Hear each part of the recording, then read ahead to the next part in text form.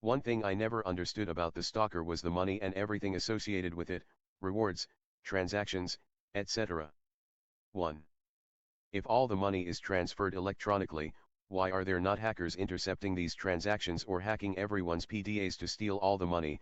Encryption is not foolproof, the technician decrypts PDA all the time for a few rubles. 2. Where are all the antennas that provide the Wi-Fi for such connections, and who is the provider? AT&T, T-Mobile, Verizon, or the Monolith also provide these services with their antennas. 3. The PDA, precisely an electronic device, is used in the zone to handle the money, a place where radiation and the blowouts constantly messed with all electronics. 4.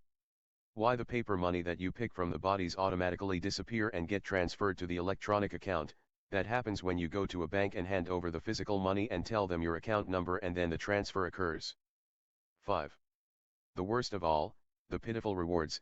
In 2010 $1 worth 30 rubles, so let's say that upon completing missions you get an average reward of 8,000 rubles, which would be $266, 2 days of a crappy salary in the United States, or 1 day of work of an average UPS guy.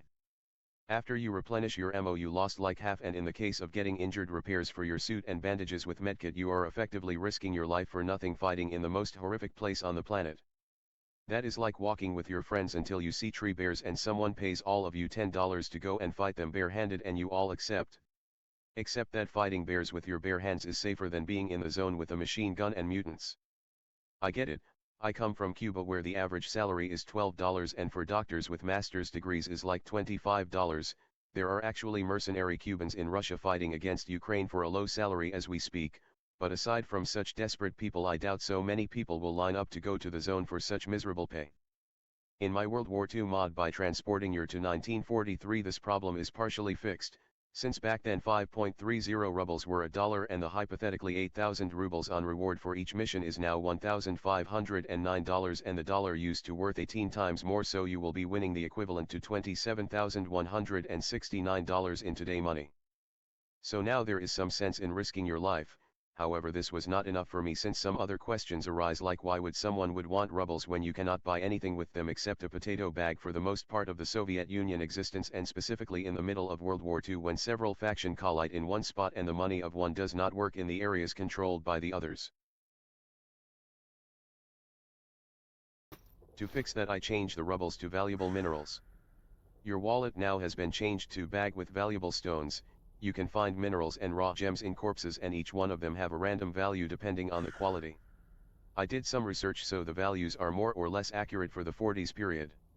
Each description says it, but every mineral is tiny like a fingertip. These icons are close-ups of the minerals. If you right-click them and click in use, they transfer to the wealth of your bag. You can put minerals out of the bag in 4 different amounts and leave them outside to hide them later in a hideout, so in case of death you don't lose it. Oh yeah, you respawn in this mod.